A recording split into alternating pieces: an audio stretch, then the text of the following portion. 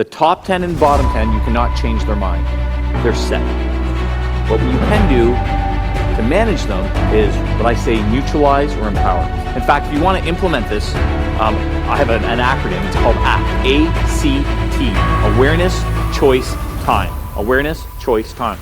Awareness. You got to be aware of three things, and the first one is by far the most important. What is the desired result?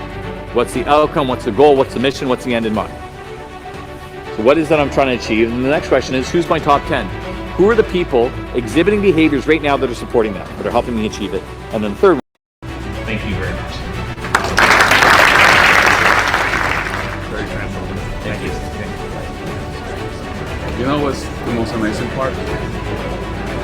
I do it all the time. Yeah. But when you say it and you put it into context. Thank you. Appreciate it. Thank you. Thanks. Appreciate it. Thanks.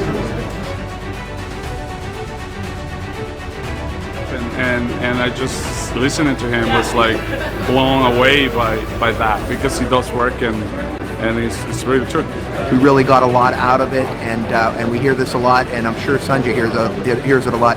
The 10-80-10 principle is simple, and when it's explained, it's certainly authentic, but it can apply both in personal life and professional life, and really got a lot out of it. And I think after leaving today's session, I'm going to spend more time empowering that top 10%, if you will, and focus a lot less on the negative behaviors. Try and empower the top 10 and bring the majority of my children into thinking in line with those top 10%. So that was the biggest thing that I took away. I can't wait to share some of these learnings with my wife. And Sarah, I'm going to try and apply it professionally, but really I think tonight when I get home, it's going to be focused more on my personal life. So thanks, Sanjay. Appreciate your work today. You got your top 10. I got to use government. No, sorry, that's if at the beginning of the second slide,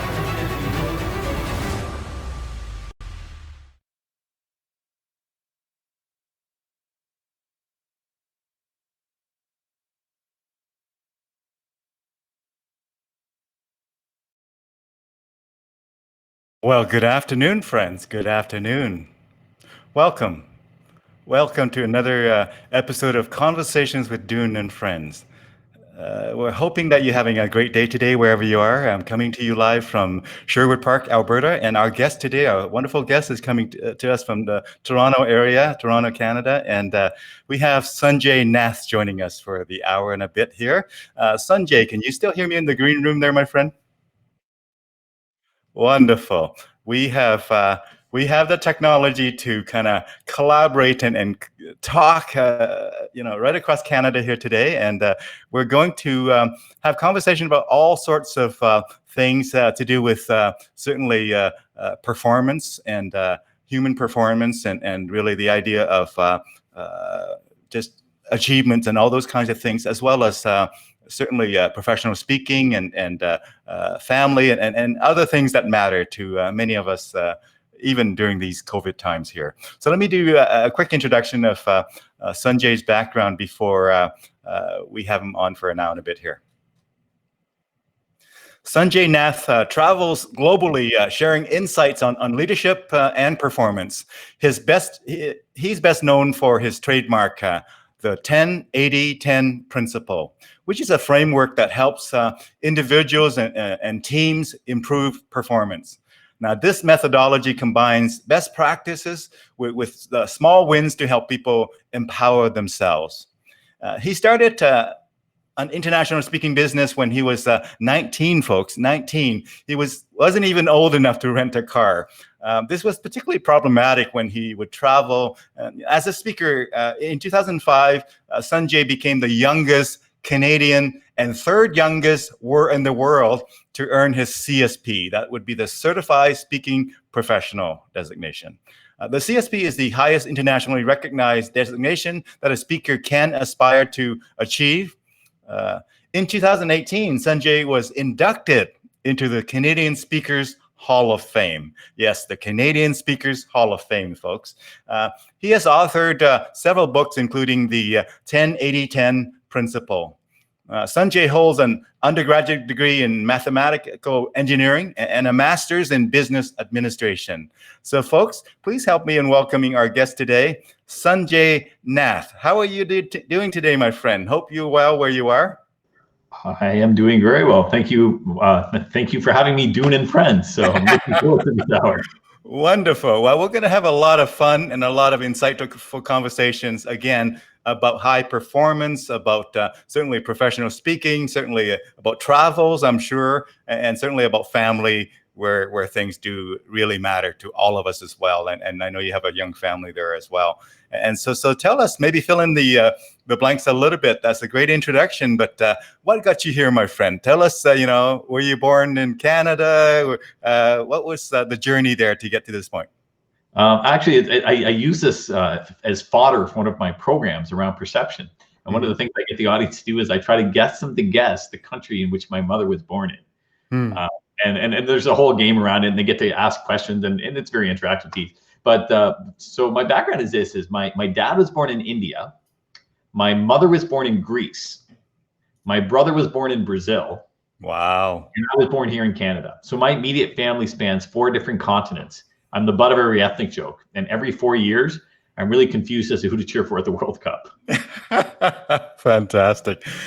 Thank you for sharing that. And so born and raised in Canada, and really, in my mind, a high achiever from a very young age. Tell us the first experience you have of really achieving something and realizing that, some life's lessons around achievement, some life's lessons around high performance. Oh, geez.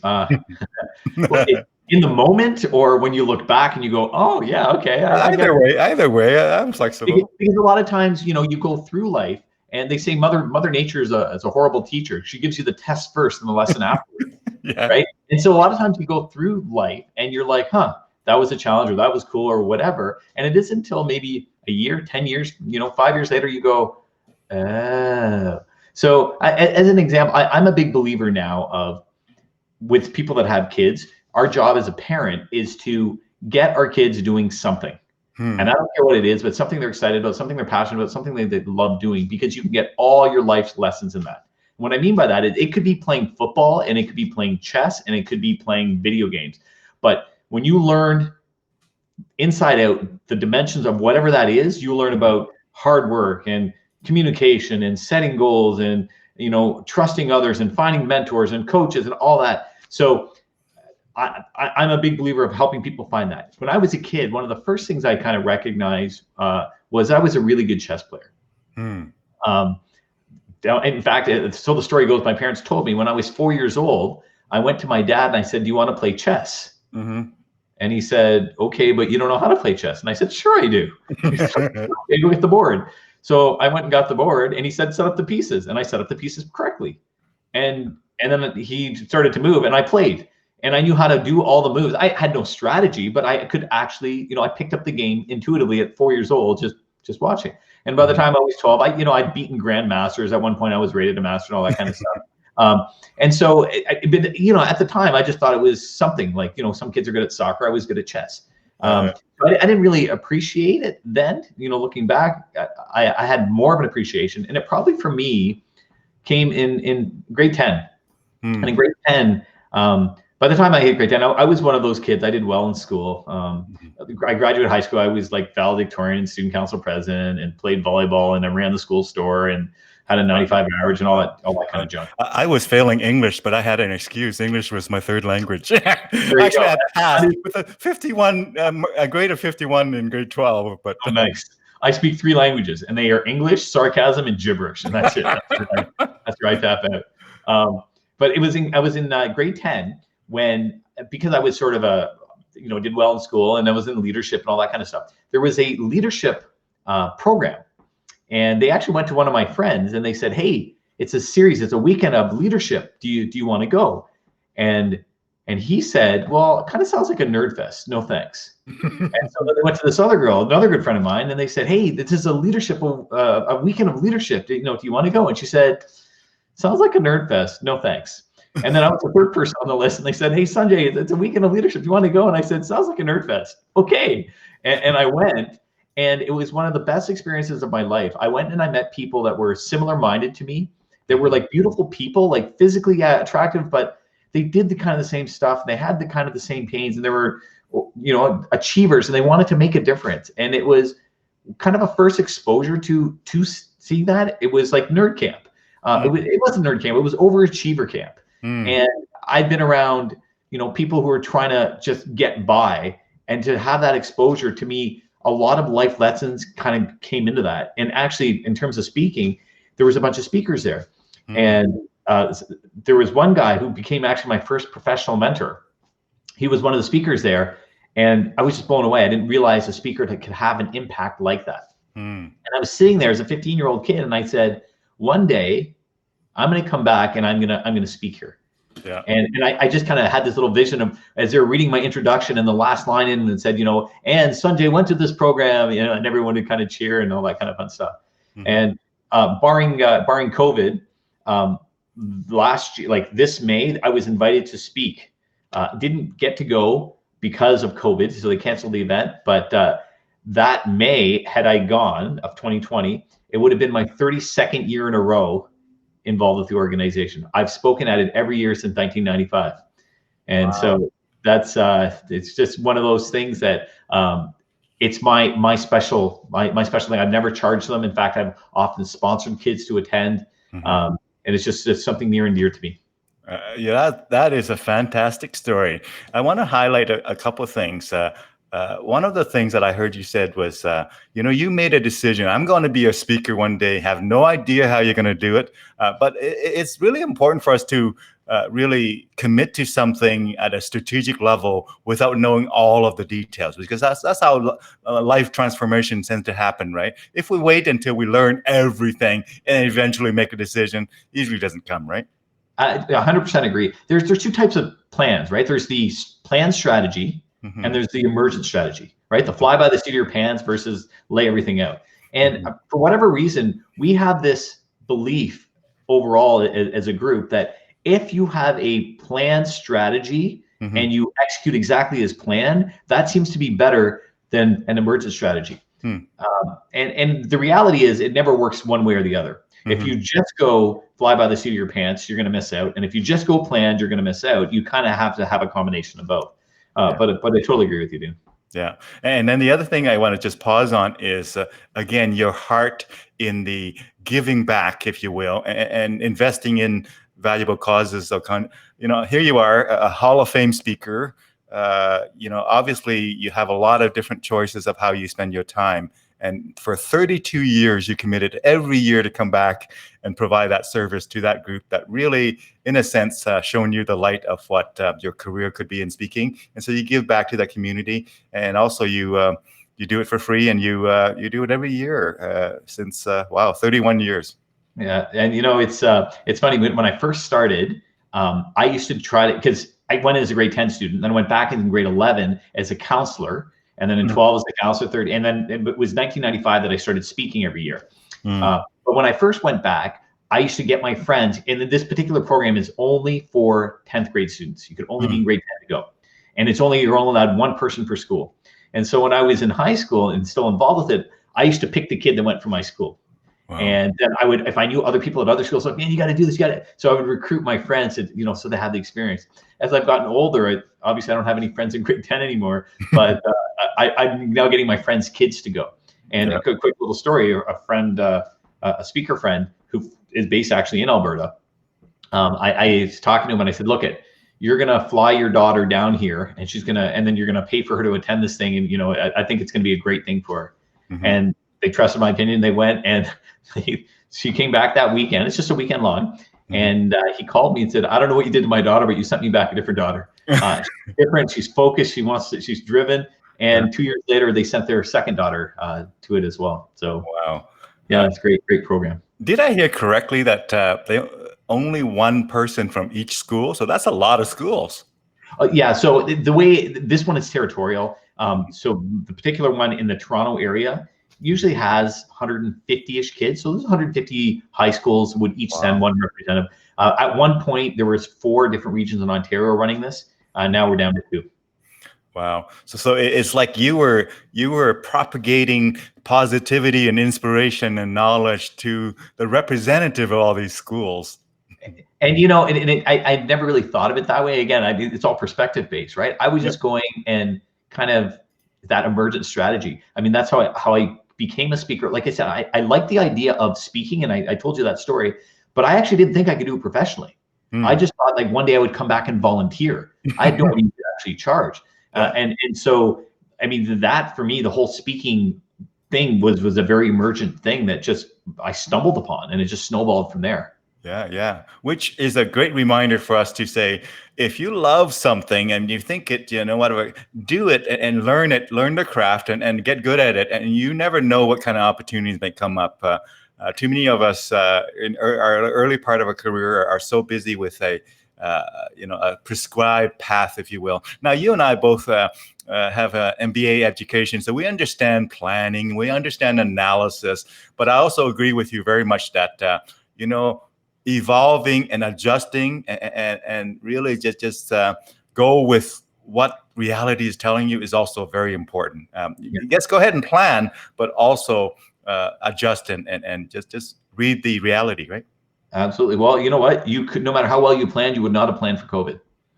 Exactly. You have to do that. By the way, the MBA thing, to me, it was a big ripoff. I thought it was a typo. I thought it said NBA. I thought it was nothing. And you didn't find out until 2 or 3 years, and exactly. I was like, I didn't see court once.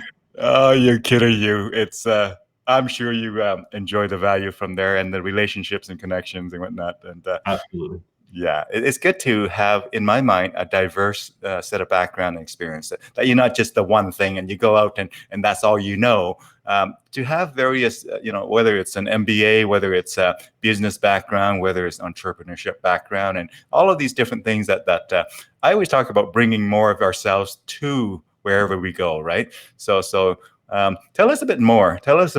So in the early days, you did a bunch of competition within the school debates and whatnot. We're going to kind of move on that timeline in this particular conversation here. So early on, when you were doing debates, tell us, do you have a story to share about an interesting story from? I didn't do a lot of debating. So here's the story was, I actually have a degree, don't hold it against me, but I have a degree in mathematical engineering. Like I said, I'm a nice guy, don't hold it against me. And so it was in second year university that my speaking business started. So the story goes like this. I was at home and the phone rang and it was the current president of the student council of my old high school.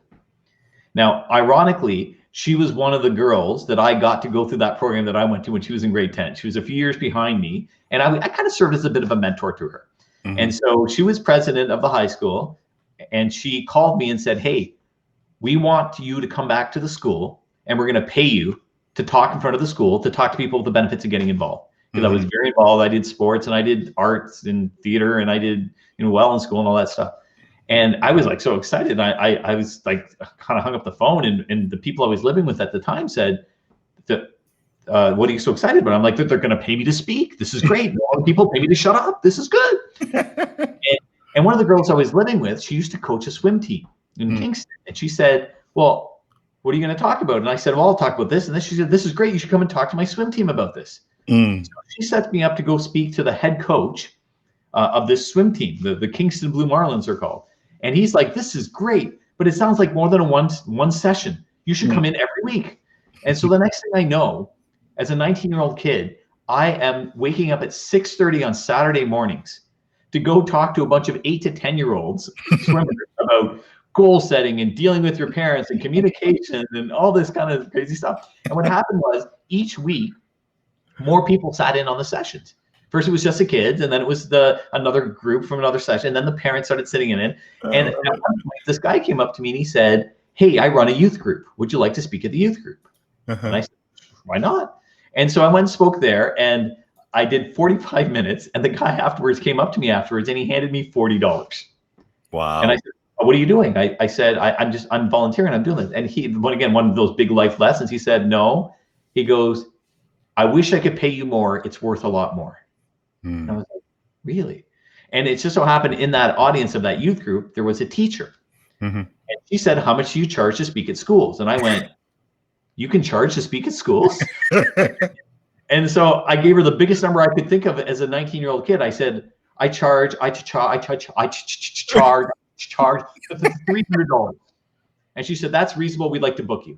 $300. That's a lot of money for. It's almost 1995, and as a 19-year-old, that was a huge amount of money. Anyway, so that's how my business started. And I guess kind of rumors around, because I was literally doing this. I would go and do engineering all week. And I remember that one week particular, I stayed up till 1 or 2 in the morning every night during that week to do my assignments. And then on the Friday night, I flew out to New Brunswick because I had a gig. And I had to speak that weekend, and I did my speak, and I came back Sunday night, and I was back to school on the Monday. Anyway, so there's this one guy who was also in engineering who had heard about me speaking, and he came up to me. And by the way, this is all a long answer to answer your debate question. Oh, we love it, my friend. Keep on talking. Okay. Love stories. So he came up to me and he said, "Hey, Sanjay, I hear you're a good speaker." And I said, "Okay." And he said, "I'm a debater, and I need a partner for debating." And I said, "I don't know anything about debating." And he said, "Don't worry, I'll teach you." I was like, "Okay." And that's kind of where the conversation ended. And then 6 months later, on a Friday, he calls me. It was like a Friday afternoon, 2 o'clock or something. And he said, "What are you doing this weekend?" I said, "Nothing." He said, "Good, I'm coming to pick you up. We're going away for the weekend." I said, "Where are we going?" And he said, "We're going to the Ontario debate competitions." And so he picked me up and we drove. It was like a 4-hour drive or something. And on the 4-hour drive, he explained to me how debates work. I'd never seen a debate before in my life, a formal debate. He said, "This is how it works. It's not that, the other, blah, blah, blah."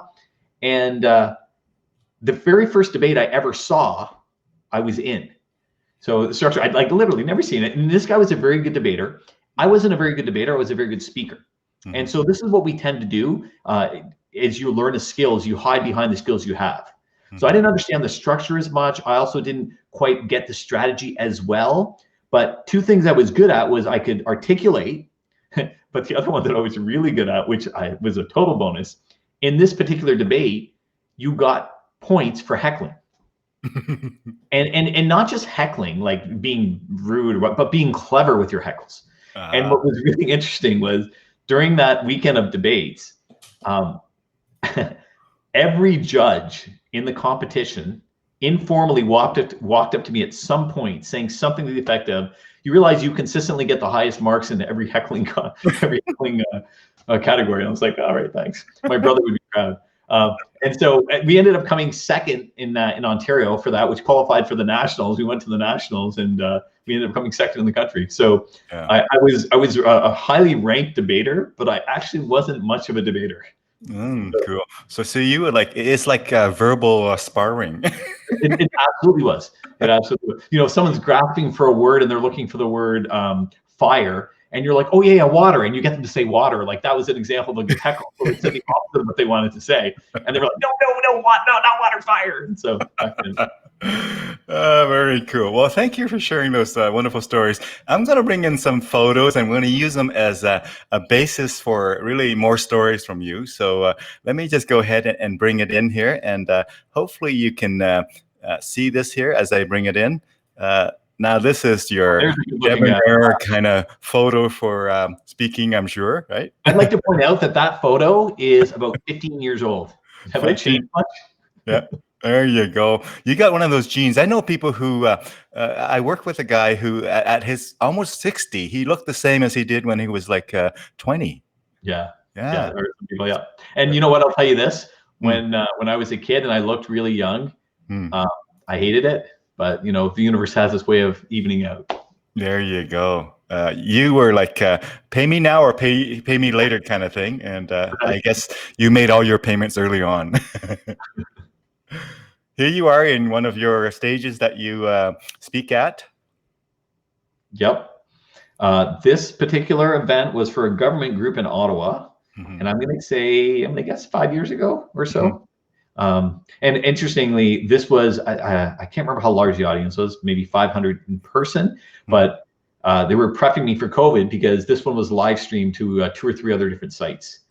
So yeah, in many ways, in terms of live streaming and in terms of work from home, we were heading in that direction slowly, but COVID's just move up the timetable. And It's a catalyst, absolutely. Yeah, yeah. So tell us, as we sort of pause on this photo here, do you have a story, a funny story, a mishaps that happened? Even Hall of Fame speakers, I'm sure, have experienced mishaps in either travels or on stage, or maybe after. Do you have a story? Oh, I mean, there's mishaps everywhere constantly. You need to be more specific, because I've obviously had blackouts. I've had bomb threats. Wow. Interestingly, actually, that was kind of cute. So I was in northern Manitoba, a place called Leaf Rapids, Manitoba, and this was so my background. As I mentioned, I started speaking at schools. And part of the reason I started speaking at schools was almost 26 years ago was when I started my career. I had no credibility with anyone other than schools. So that's where it kind of started. So I was speaking at a student leadership conference up in northern Manitoba, Leaf Rapids, Manitoba. And the way this provincial conference worked was every year it bounces around the province. And in this particular year, Leaf Rapids is hosting, and they often like to go to smaller communities, and they billet students. So there might have been like 500-600 students, but you need to understand Leaf Rapids back then, and I don't know if it's still the case, but the population of Leaf Rapids was 1,500, and they're bringing in 500 students, and so they don't have like hotel accommodation, so they billet them. People grab, I'll take 3 kids and throw them in my garage in a sleeping bag and that sort of thing. But this particular community only has one building. It's a large building, but it's the building that serves as the school, as the hospital, as the hotel, as the grocery store, as the bank. It's like kind of a mall, but it's just basically one big building. And so I was set to present in the building, but there was a bomb threat. Wow. And so they had to evacuate the building, which meant there was literally no place for the people to go. And what we ended up doing is the 500, and we were talking about, plan versus emergent strategies. You got to emerge go with the times. And what they ended up doing is they took all the kids to a beach nearby, and it was cold. It was like I want to say it was September, October. It wasn't freezing cold, but it was chilly. And then they went up there and we just like told stories, and it just when you got lemon, you make lemonade. There you go. So that's so that was your speaking from the mountaintop, or the hilltop anyway, kind of story. Exactly. Obviously, the bomb threat was a hoax, and we went back, and everything worked itself out. But yeah. So, I mean, you give me a topic about some crazy story, and I'm sure I can tell you. There you go. We'll go there, my friend. We'll go there. We're just warming up here with this first photo. But I must highlight the fact that as you mentioned, just like some of the movie stars and famous people that we know them for this particular kind of way of acting. And when they go outside of that, that's a bit of a journey. That's a bit of a challenging leap to kind of go beyond that. And sounds like you've experienced a similar thing. And certainly, thankfully, you have overcome those challenges and definitely widen your audience base since the early days. Well, kind of. And the reason I say kind of is my particular journey kind of went like this. Was, again, just kind of going with the flow. I didn't know you could do this. So I ended up speaking for doing a lot of youth stuff. I've actually spoken at over 1,200 youth events in my career. And then go back maybe 15 years ago, someone called me up and said, "Hey, Sanjay, I have your business card from 8 years ago when I was in Frosh Week. I now work for TD Bank. What can you do?" And so that's actually how I got into the corporate world. I went and did something for TD Bank, and they actually ended up hiring me 2 or 3 times. And then more of that kind of unintentional grassroots approach of people kind of going, I saw you 15 years ago, and I still get those calls, and it blows my mind that someone remembers 15 years later, and you left an impression strong enough that they remember you, but then they also go, "Hey, can you come and talk to my people?" Yeah. And it's a bonus that you look exactly the same as when they saw you. It's funny because sometimes I'll walk in and people will curse me. They'll be like, "You jerk, you look the exact same." Thank you for sharing that. Let's. There you are in your early days. Was this the mathematic days or debate days? Yeah, you know what? That was. I want to say that's Again, I think that's 15 years old. I'm trying to see what the picture is.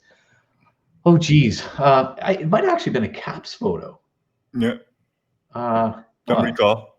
Yeah, I actually pretty sure it might have been a CAPS photo. I think I want to say it's 2005. So 15 years. 15 years ago. Yeah.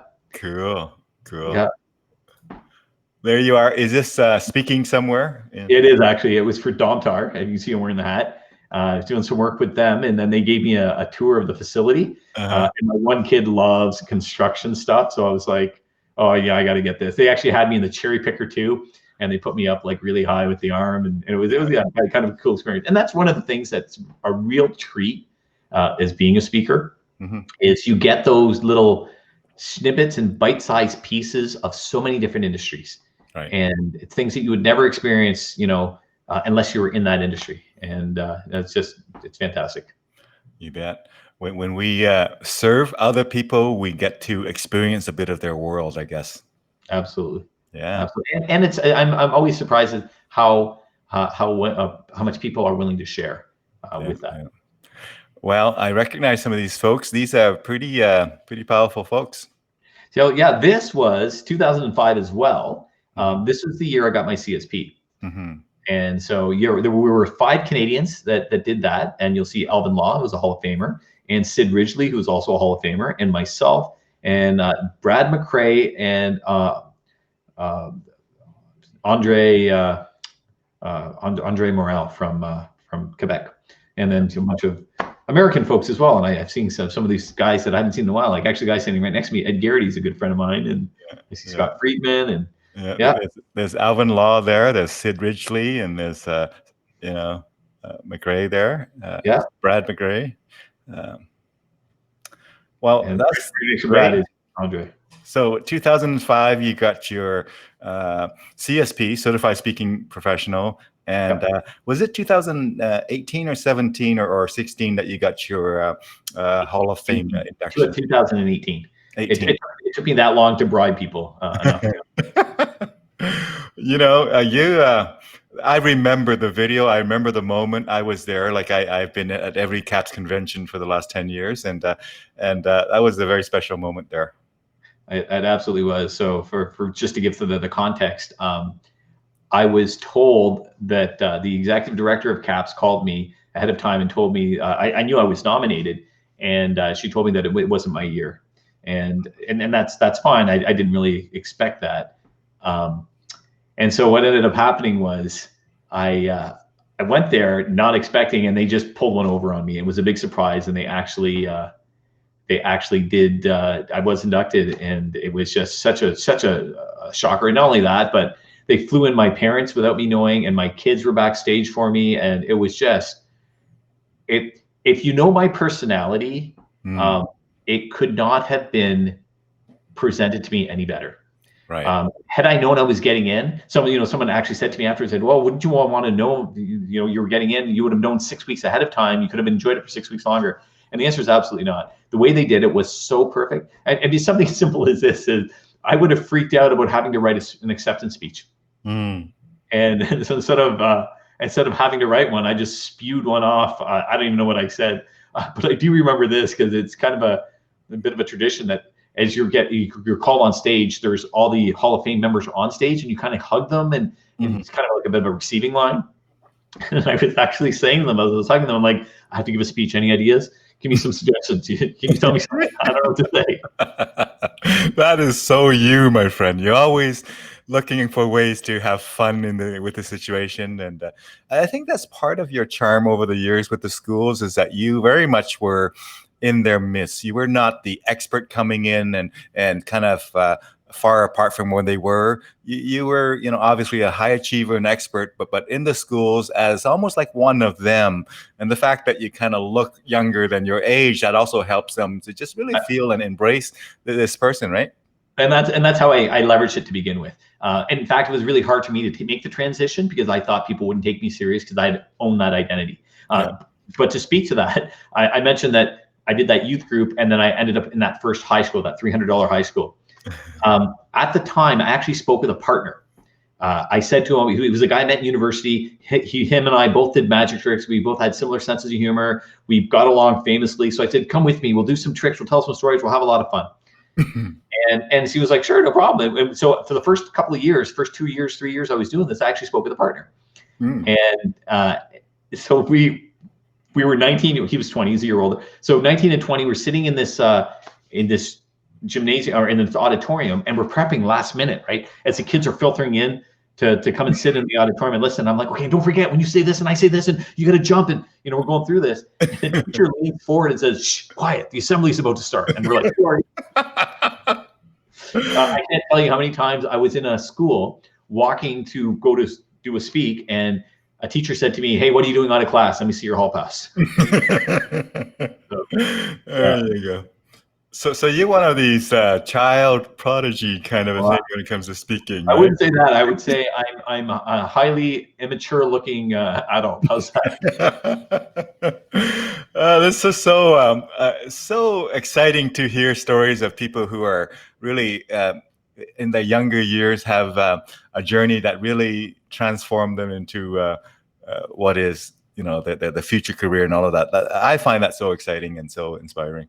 So here you are, just kind of having fun, enjoying life. Yeah. Again, I remember when that was taken. I don't actually remember the event. I want to say it was SCAGPO, which is SCAGPO was the South Carolina Government Purchasing Officers or something like that. Yeah.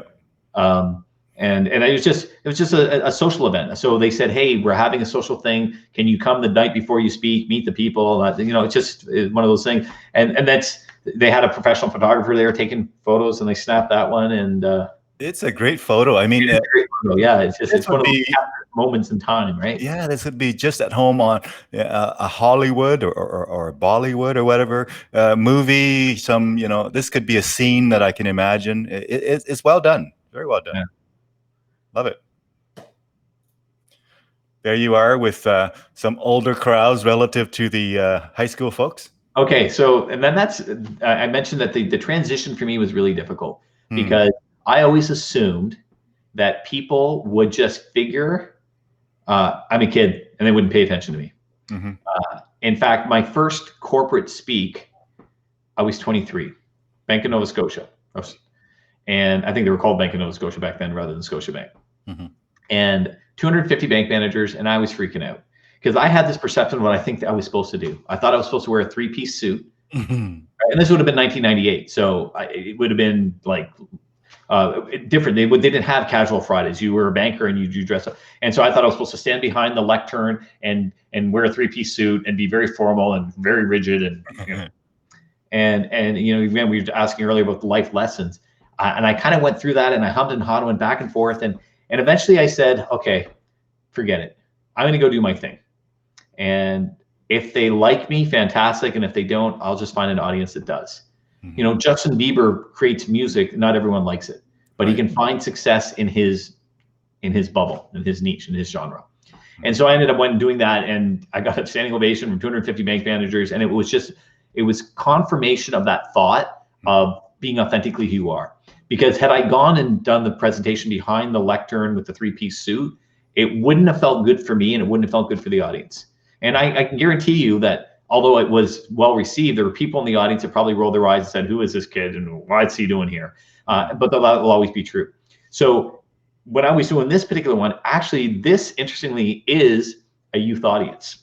This was a youth event, and we're going back again. This is probably 2006. 7. But in the front row there, the gentleman with the white hair and the blue shirt, that guy right there, his name is Michael Lazaridis. Mm-hmm. And you may or may not know that name, but you may know his partner's name. His partner's name is a guy named Jim Balsillie. Those are the two guys that started RIM, Research in Motion, which then later became BlackBerry. Wow. And so this was a youth event, and these guys in the front here were sponsors. And I had a whole bunch of suits laughing and wiping tears away. For a while, this was the photo on my website. And I got to tell you, I had at least half a dozen clients say to me, "I only hired you because of that photo." Yeah. You obviously control the audience. A lot of people recognize Michael Lazaridis. And this was right around my transition time. So I was actually doing youth material for a corporate audience. Mm-hmm. But again, it allowed me to see that people are people, and you can still, there are things that transfer across audiences, and you don't have to pretend to be something you're not, because it won't work in the long run. Fantastic story. Thank you for sharing that. And again, I mean, these are conferences and convention. If they want exactly the same way as the boardroom, they stay in the boardroom, but they come to a different venue in a different purpose and whatnot. And we often underestimate how deep and how diverse people background, who knows what they might be interested in outside of their kind of boardroom context. Maybe they're silly. Maybe they love certain kind of jokes. We never know, right? And actually, you know what? I can go a little further on this too. So Mike Lazaridis actually emailed me after this. And it said, thank you. That was one of the best presentations I've seen in a while or something. And again, that was on my website for a long time. Yeah. But interestingly, in that same presentation, the board of directors from this particular association, this organization, someone complained saying that my presentation was too juvenile. And it just goes to show you that, yeah, there's always going to be a place for everyone. For her, I was too juvenile, and she's not going to hire me. She tried to get me kicked off and not to do, because I had done this event for a bunch of years in a row. And so it's just to your point, which is, yeah, you're going to have lovers and haters in every group. And as a professional speaker, or anytime you're in the public eye, you got to be able to appreciate that. And if you're a movie actor and you can't pick up a critic saying, oh, Leonardo DiCaprio sucked in this movie, and that hurts your feelings, well, then you probably need to get out of the profession. Yeah. Just two things come to mind. Many people know these two stories. One is way back when some expert thought the Beatles was not going to amount to anything, and they just discounted them and talked them down. And lo and behold, they ate some humble pie afterwards. And long ago, back in the 50s or 60s, people were saying guitar music was on its way out. We're kind of done with guitars. I'm glad we're not done, because I'm a guitarist, and this many years later, it's still a thing. By the way, I believe it was Decca Recording Studios, 1968. There you go. I was going to say that, but I wasn't confident. So I'm glad you're confident about that. So thank you. But there, the literature is filled with those. How many, I don't know, teachers got frustrated with the kid and said, you're going to amount to nothing. You're a punk. You're useless. And by the way, I don't think that's a bad thing. I think that sometimes that's the fuel as human beings we need to puff up our chest and say, screw you, I'll show you. And that sometimes is the best gift we can provide to someone. Yeah. This is a great time to ask you about the 10-80-10 principle, because it kind of relates to this a little bit, doesn't it? Yeah. So the 10-80-10 principle, said really, really, really simply, is about focusing on your strengths. I'll ramble on a bit. I say that any group, the dynamics of any group, there's a top 10%, a bottom 10%, and a majority 80%. The top 10 wants to be there. The bottom 10 has to be there. And the majority 80 follows whichever group is more empowered. Okay, so let me give you a quick example. Have you ever given a standing ovation to a musical or something that you feel didn't deserve a standing ovation? Yes. And I think everyone in the world has done that. And that's 10-80-10 at work. How does it work? So when they go to deliver their presentation, there are people in that audience that are so looking forward to the event. Oh my goodness. Oh, I've been waiting for this music for 13 years. Oh, they're top 10. No matter how bad it is, they're going to love it. It's the best thing since sliced cheese. Okay. Then there's the bottom 10. The bottom 10. The bottom 10 are the people that were dragged there. Their significant other, their spouse, their parents, their children, whoever dragged them there, and they're like, all they want to do is watch the game, and they put their earpiece and they're watching it on their mobile device. That's your bottom 10. The majority 80 will follow whichever group is more empowered. So if you're sitting there and you happen to be sitting next to the lead role's mother, and the program finishes, and as soon as it's done, she's on her feet yelling and screaming, oh, that's my baby. Oh, look at me. It's wonderful. They were what I call an empowered individual.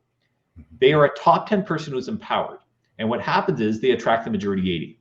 So you not wanting to be rude, you want to be polite, you want to kind of go with the social convention, you stand up and you clap as well, and you be polite about it. So it's an example of the top 10 attracting you up to the top 10. On the flip side, you've been influenced by the bottom 10 as well. Ever been in at a presentation that was so excruciatingly boring that it's a complete waste of your time. There's no content, the delivery sucks, and everyone in that audience is either on their phone or having a side conversation. And what do you tend to do? You tend to kind of pull out your phone as well, or you engage in that conversation. What happened was the bottom 10 got empowered and the majority 80 followed them. So this notion, this idea, this concept is the backbone of everything that I do in terms of performance. If you're an organization and you're trying to move forward and increase your sales, my question would always be, what's your top 10? And then the question is, how do you empower the top 10? How do you neutralize the bottom 10?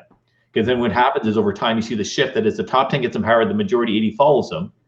And then this magical thing happens once you hit this critical mass, is the bottom 10 breaks apart into two chunks. One chunk kind of goes, hey, wait for me, I want to join, and they give a standing ovation. Or the other part kind of goes, what the heck, I'm trying to listen to the game, and they leave. And either way, it's a desired result. It's what you're essentially doing is you're raising the bar by constantly re-10-80-10ing the process. And the bottom 10, the lowest bottom 10 drops off, increasing and constantly raising that bar. Yeah. So that's the core of what 10-80-10 is about. And I use it for business, and I use it for sports, and I have stories of people losing weight and increasing sales and real estate and all kinds of stuff. Wonderful. Well, thank you for sharing that. Thank you for sharing that. By the way, if anyone uses it, they have to pay me a nickel in royalties. There you go, a nickel. And you get your nickel back. Okay. Oh, that reminds me of a really bad joke that my kids told me. What concert costs 48 cents? No. There's a. Oh, I can't remember. What concert costs 45 cents? And it's 50 cents featuring Nickelback. There you go. Here's an expert in mathematics who's having a gray hair moment. Love it. So here you are with beautiful tie that says green egg and ham. Okay, this is yeah, it was actually, this was again in the earlier years, because I don't speak with a tie anymore. And I used to speak with a tie because I thought that was what was sort of expected. And I hadn't really articulated my own brand yet. And I've always looked up to guys like Warren Buffett and Bill Gates for the way they dress, which is no one gives a crap the way they dress, because they have such cachet and such presence and such brand that people just want their mind and not the way they dress. And at the same time, you want to be professional, but you don't have to be over the top. And so I originally started, and I hate wearing ties. I've never liked wearing ties. In fact, my normal attire, if I get to choose, is tearaway pants and a hoodie. And so that's kind of who I am. But at the same time, I don't think it's professional, to do that. So, when I look back at stuff like that, I'm like, oh, back in the tie days. And I think I stopped wearing a tie in 2008 or something, which is interesting though. And I say stop wearing a tie, but obviously I've worn ties since and for various events. I was speaking at the University Club in Manhattan, New York. And the University Club is like this hoity-toity, very old school, like one of those clubs that's been around for since 1850, and it's all like old white guys that's just president after president and very little diversity and all this stuff. So I walked in and I was wearing a suit, and I wear my typical wardrobe is a custom shirt and a custom suit, but no tie, and that's it. And they have like a maitre d' guy there, and I'm going and I'm figuring everything out, and the maitre d' guy comes up to me and he says, "Excuse me, sir, we require you to wear a tie." And he brought me a tie, and I had to put on a tie in order to speak at this club. And so I made a joke. I was talking with someone before I got up on the speak, and I was like, they forced me to wear a tie, and their response was, "Oh, you're the one." There's people buzzing around. "Oh, someone's not wearing a tie. Someone's not wearing a tie." So it still exists, but overall. Yeah, I think this might be, I don't know, I'm going to regret this, but this might be my chance to tell my bad joke that I've never told in any forum like this, but I'm going to go out on a limb, okay, just for you. I'm going on a limb. So back to the tie thing. This guy was trying to get into a bar, but it was a pretty formal bar. And so bouncer says, you have to have a tie. Well, he doesn't have a tie. He's going to a bar. Why would you bring a tie? But he goes back to his car, and what he found is a set of booster cables. So, booster cable around the neck, and he walks in. The bouncer looks at him funny and say, okay, I'll let you in, but don't you start anything. Oh, actually, I thought you were going somewhere else with that. That's why I stuck my head. So this a piece of string walks into a bar, and the bartender says, "Hey, we don't serve strings. Get out of here." And he gets out. He goes in. He hums and haws. And what he does is he twists himself around and he scruffs up his end. And he walks in and he says, "Hey, barkeeps, get me a beer." And the bartender says, "Weren't you just in here?" And he said, "No, I'm afraid not." All right, we better move on, my friend, before stones are thrown our way. Virtual stones are thrown across the internet there. Yeah. That was MBA graduation, 2002. Wow. You look not a day older than 22. Exactly. Which is good because I don't have to update my photos a lot on the website. Cool. Now the guy in the far left in the back row, that was my old partner. His name is Brian. And I'm on the other side, I'm second from the right. Yeah. This is a youth event. Now, this particular event, I started speaking for in 1996, I believe. And I've been back every year since, with the exception of this year being COVID. But I must underscore the fact that you must be doing something right to be wanted back again and again. It's one thing to fool somebody and you got a gig, but it's another thing altogether to be brought back, 32 years in a row or 19 years in a row. And so the 32 years in a row you can justify because they weren't paying me. You were worth every penny. This one, yeah, exactly. This one they did. Well, I think the logic is they go, wow, that was so bad. He couldn't possibly be that bad again next year. And so, it was a chance of redemption. And then they were like, wow, he was worse. But no, he's got to be better. And eventually they might be right. So was the theme like Hope Mission or something? Just kidding. Exactly. So this particular event is run by Rotary. This one is just based out of in London, Ontario, and it's called Seminar for Tomorrow's Leaders. And what's kind of cool is when I've done, there's a handful of events that I've done like 20 plus years in a row. And it's interesting just to see how it turns over. So the organization from when I started, there's no one left, right? And what I really love seeing is when the product of the organization is running the organization. So in this particular case, he's not in here. Oh, yeah, there is. So the guy third, there's Brian, and then I want to say her name is Jasmine, and then this guy Steve, and the next to him is Dan wearing the hat. Yeah. So Dan ran this event. So he was, I don't know if it was, maybe he was running it then or participating, but he participated the first year that I spoke. And then he came back and he ran it for about 12, 13, 15 years. And then he just recently stepped down and now someone else has taken over for him. Yeah. But it's just kind of cool. And the person that took over from him was, in the program 5 years after Dan was running it. And it's just really cool to see that. Well, one of my first mentors said that. He said, you have a successful program when the product of the program is running the program. Got it. I got it. That's wonderful stories. I recognize these beautiful people. Yeah.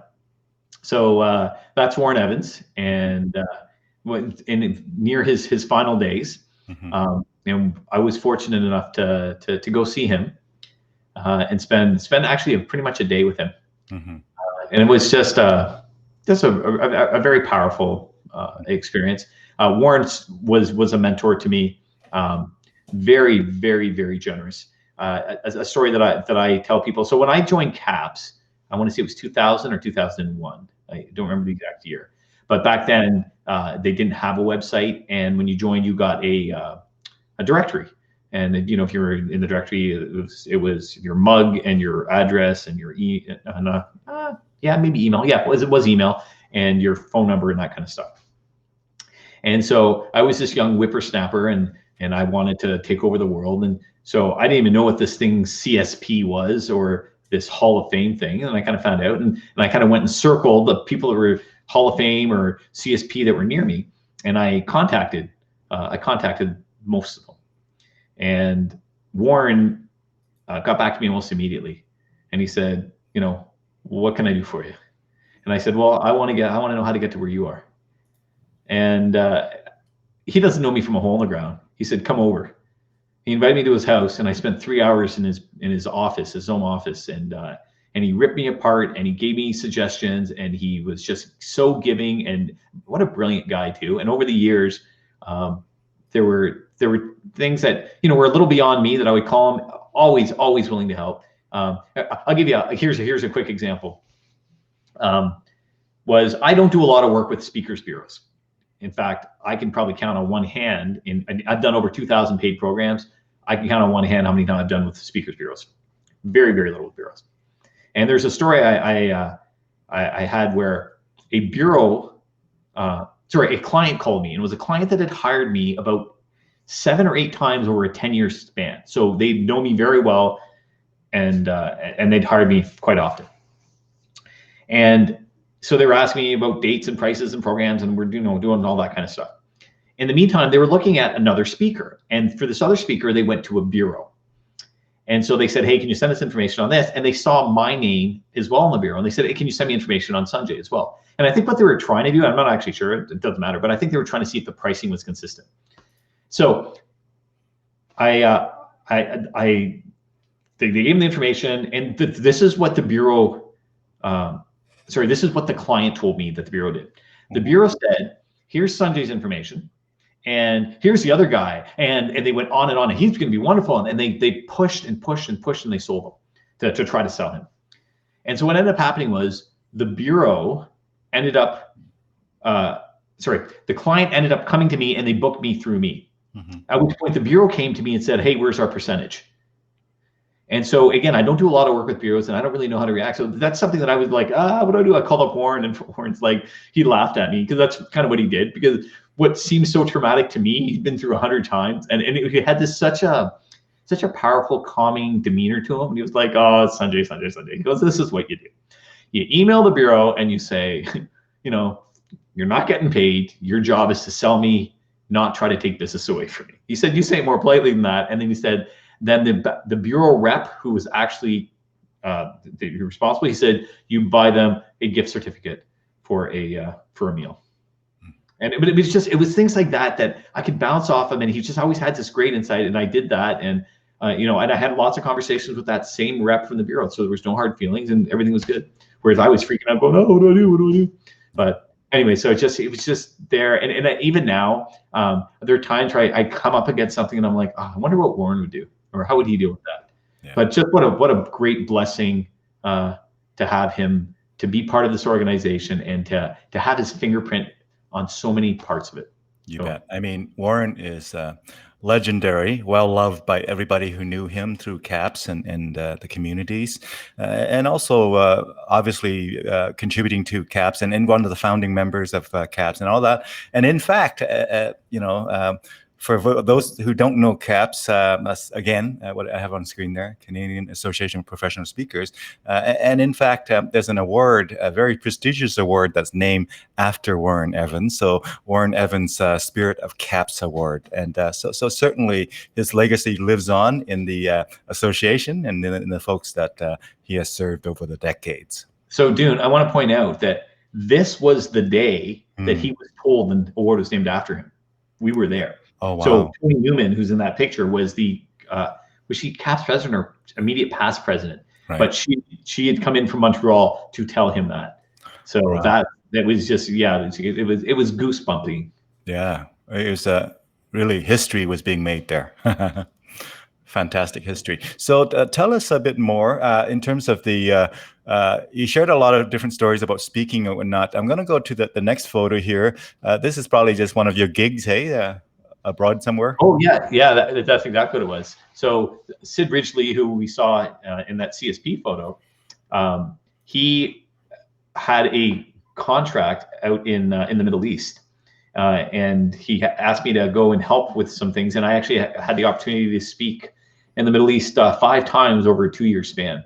And wow. What a very cool, I don't do a lot of international. Let me rephrase that. I'm not including the States as international. If you include the States, I do a ton of international. But basically, intercontinental. Say that again. Intercontinental.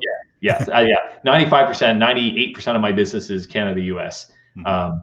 But so that was just kind of a really, really cool experience. Just even the travel part of it, like, flying business class. I was in the, what was it called? The Airbus 8, the really big, the Boeing 7, no, I can't remember what it was called. Probably Airbus. Airbus 380. The Airbus 380, the one that has showers in first class and a bar in business class. So there was I was flying business class. There was a bar. People would go to hang out at the bar and drink and talk. And they put me up every time I went there. They put me up in the Ritz-Carlton, and just really, really treated you well. It was just really kind of a cool thing as a speaker. The kind of fun adventures we get to go on. Just another speak. This one was for a bunch of doctors. It was actually a local thing.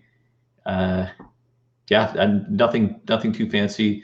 But again, it's just, as a human being, I go, oh my goodness, I'm going to go speak to a bunch of doctors, and you kind of, well, I'll speak for myself. I was kind of nervous and beating myself up. Well, what do I have to say to them? And sometimes we forget that we are experts in our field of expertise, and that's why people hire us or call on us, because we do something really, really well. And sometimes we just need to be reminded and remember that. There you are in the middle of something, in the middle of a sentence, a very important sentence, I'm sure. I'm sure it is. That's one of those big blackmail photos. If I ever run for prime minister, they'll. Was it one of the heckling episodes? Yeah. Exactly. Yeah. There it is. There is your Hall of Fame Canadian Speakers Hall of Fame right there. Yeah, that's 2018, and Alvin presenting it to me, which is great, because Alvin's one of the guys that I've known the longest in CAPS. I've known him for more than 20 years, and I know it was great, very fitting. He was such a jerk, because he knew, and he pulled it over. I mean, he had these conversations with me ahead of time. I'm like, what a jerk! It was brilliant. I loved it. What? They were such jerks to me that they actually had people with cell phones at different angles in the room, videotaping me as the unveiling, to catch my shock of watching, going, wait a minute, that sounds like me. Wait, that sounds like, that is me. Oh my God. So it was great. And so Darlene, Alvin's wife, was one of them that she sent me her angle of catching me. And it was so well done. So grateful. Yeah. And of course we have international representation here, whether it's, Alan, right? Tim Gard, Alan Simmons. Joe Sharon, right? Joe Sharon, Tom Stoyan there. Yeah. Fantastic. It was very memorable. And me too. Before we get into this other side of your life, the family side of things, and some interesting stories and insights from there, I do want to ask you a couple of quick questions about, so when it comes to when you work with high performance topics and really helping people and organizations take it to the next level, what are beyond the 10-80-10 principle and many things surrounding that and embedded in that, are there some key insights that you want to share with our viewers out there in terms of high performance and high achievement and those kinds of things? And again, everything for me, it is all embedded in this 10-80-10 idea. It's a matter of, we have strengths as individuals or as an organization, but we also will have this tendency as a human being to downplay our own strength and assume everyone has them, and then have envy over things that other people do. So we go, a great example was, I was doing an event, and one of the organizers, so the guy who was emceeing was brilliant. He was very funny. He was high energy. He was just really, really, really well received. And my presentation was also very well received. And she came up to the two of us afterwards and she said, "Oh, you guys are amazing. Oh, like I could never do what you do. I'm just like a behind the scenes, make sure everything runs smoothly. It's, all the useless stuff." And I was like, whoa, hold on a second. You're looking at, and we tend to do this, we look at other people, we compare our weaknesses to other people's strength, and we feel inadequate. And we take our strength and we ignore them, assuming everyone has them. So I tried to tell her, was like, look, if I had your job to make sure everything was running smooth at the back end and, do all that stuff, it would fall apart. Lunch would be 90 minutes late. Speakers would have, I'd be booking them on the wrong dates. And all that kind of stuff. But during the meetings, I'd make people laugh, so it would be fine. Right? So we have a tendency to do that, either on an individual level or an organizational level. So what I try to do with organizations and people is to try to first of all articulate what is the desired result? What is it you're trying to achieve? Because often by being able to articulate that better, it gives you a distinct, clear path as to what you want to be doing. So, and then a quick example was I was doing a program one time and someone challenged me while I was speaking. They said, hold on, question. This whole 10-80-10 thing you're talking about, to me, it sounds like focusing on your strengths. And I said, that's pretty much exactly what it is. And he said, so you're telling me if I'm coaching a little league soccer team, I'm coaching a bunch of 4-year-old soccer players, I should only play my best players. And I said, hold on, back up a second. Because one of the things I emphasize in this structure is we need to always start from the desired result. What is the goal? What is the mission? What is the vision? What is it you're trying to achieve? Because if that changes, who your top 10 and bottom 10 are can swap very quickly. Right? So I say, because if your goal as a coach of a 4-year-old soccer team is to win, then yes, you play your best players. But I'm going to make the argument your goal as a 4-year-old soccer coach is not about winning. It's about teaching skill. It's about communication. It's about rewarding good sportsmanship. It's about teamwork. It's about discipline. It's about working hard. It's about exercise. So that's why the kids who have the best attitude get to play the most, because they are the top 10 relative to what that desired result is. So if you're stuck, right, and I also make this distinction that no matter what, there's always a top 10 and a bottom 10. It's not an absolute scale, it's a relative scale. So if you're 750 pounds, you still have top 10 behaviors when it comes to eating. And that might be you drink diet soda, but that's okay because you work with that. So if you're stuck from a performance kind of standpoint, my first thing that I always kind of go to is, what is it you're trying to do? I want to be successful. No, that doesn't mean anything. And this is a big issue I see. If I go and interview a C-suite, go around the table, and people just assume that other people are on the same page. I go, hey, what's the driver of the company? Oh, it's the bottom line. Okay, that's legit and that's fine. What's your driver? Well, the desired result for me is it's about creating an organizational culture where people are accepted and belong. Well, that's different from bottom line. What about you? Well, ours is about environmental sustainability. Okay, so wait a minute. If you're going around the C-suite and 3 different distinctions, if I said, who's your top 10 and who are your top 10 employees? If you look at it from a bottom line perspective, you have a different list of who top 10 employees are versus if I'm looking at it from an environmental sustainability standpoint.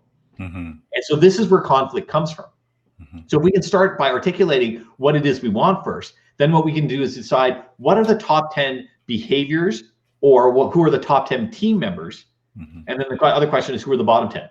And bottom 10 doesn't mean bad. Bottom 10 just means it's pulling us away from this particular goal.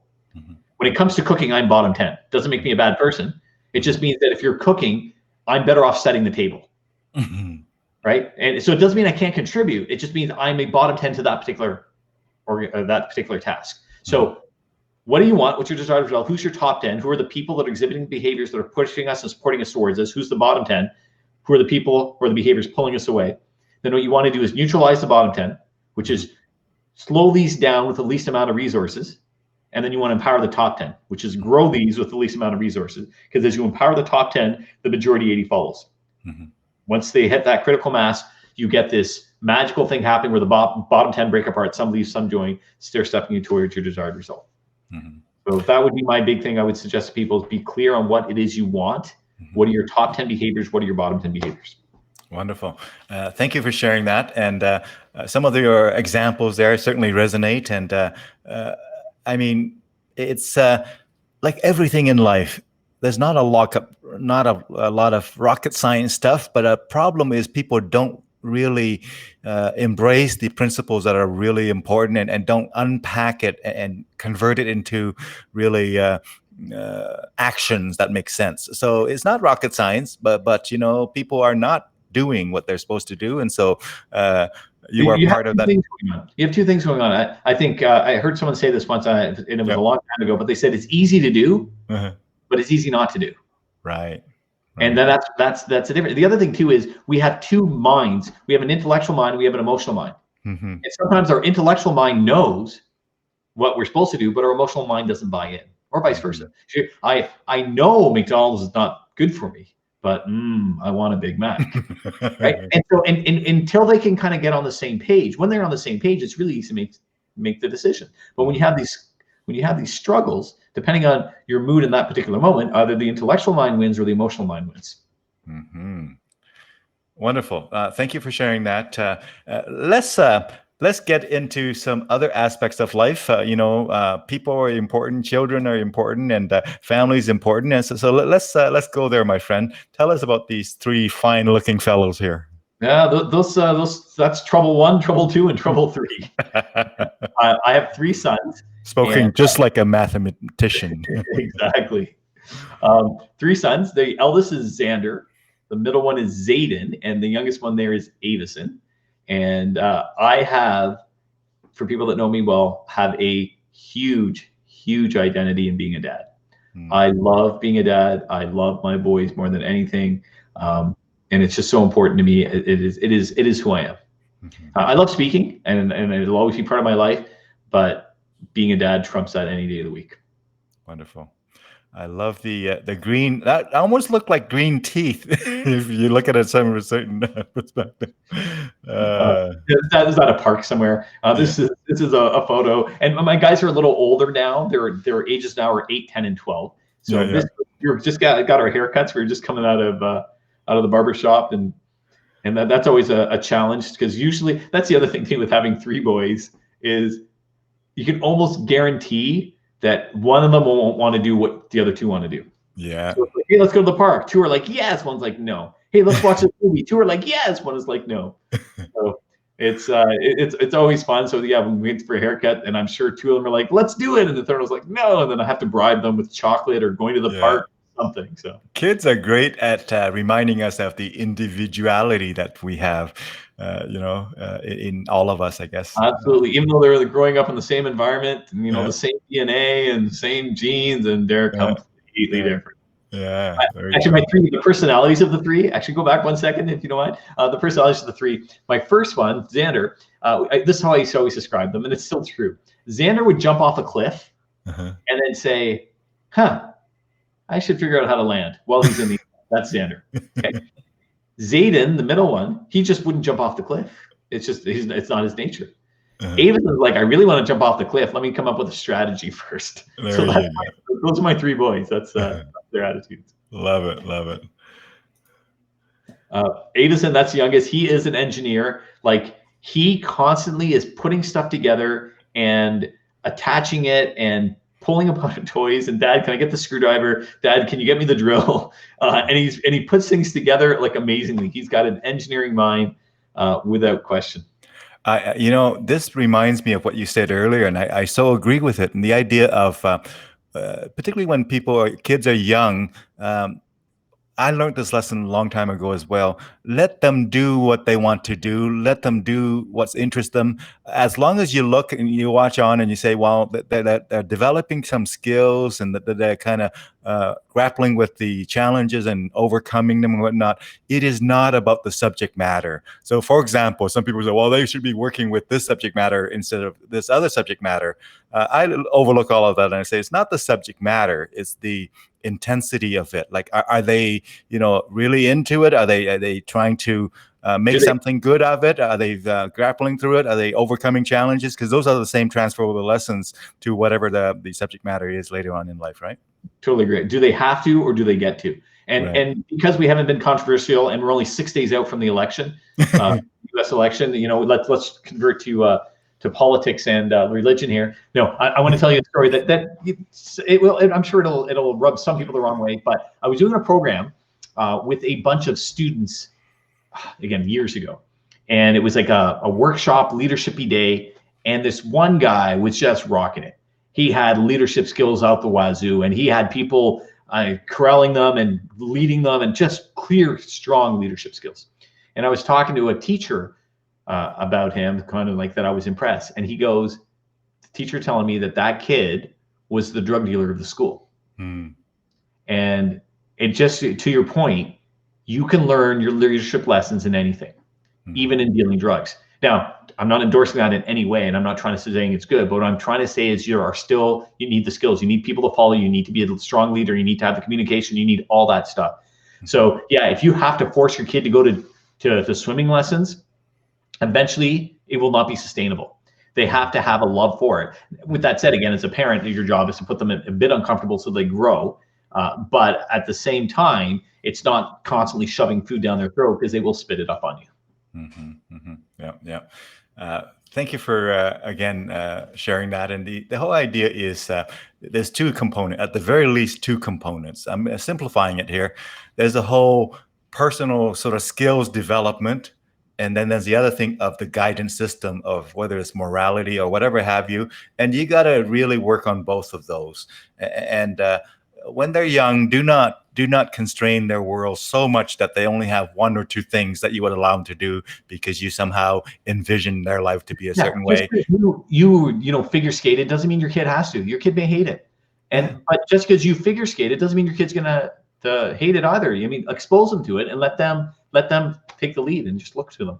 Yeah. For example, a lot of people make a judgment about gaming. Well, gaming is bad. Well, you know what?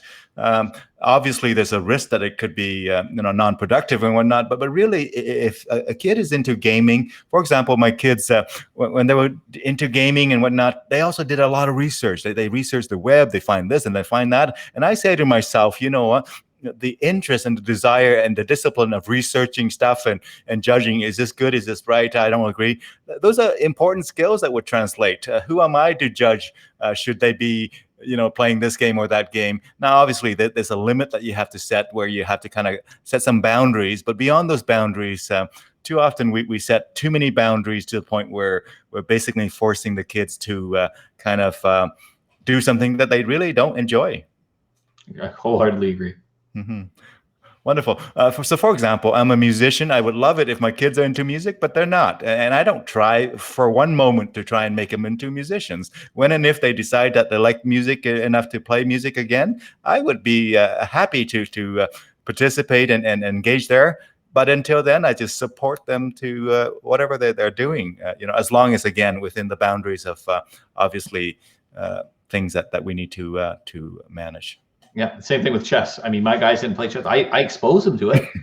They never took a liking to it. I'm not going to throw down with. Yeah, we bought them a lot of saxophones when they were in school bands, and very quickly we realized that when they set the practice time, here I am if I was in the basement playing music, it's like, when do I have to do something? Because time just flies, because I enjoy it.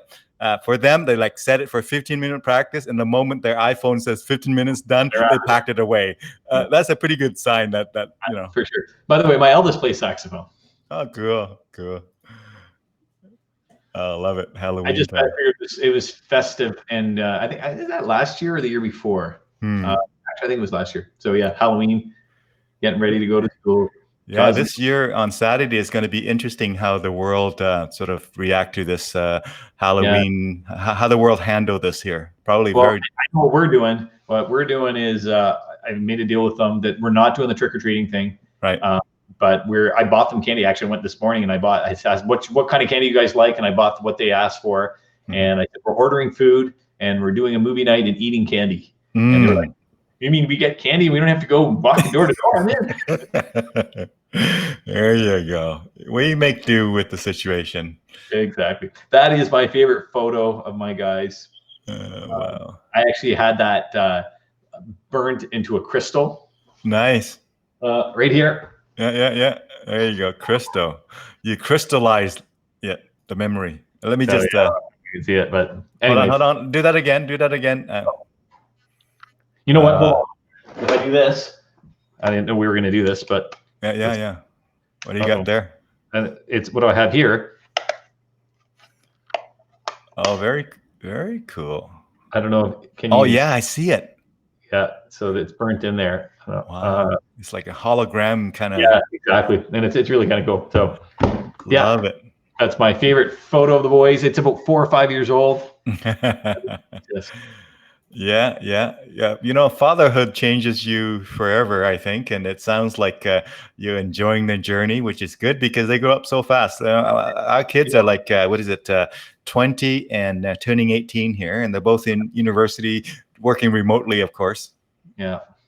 No, everyone says that, right? And I don't have to, I like to rely on other people. When I hear it 100 times, it goes really quick. I want to be able to enjoy.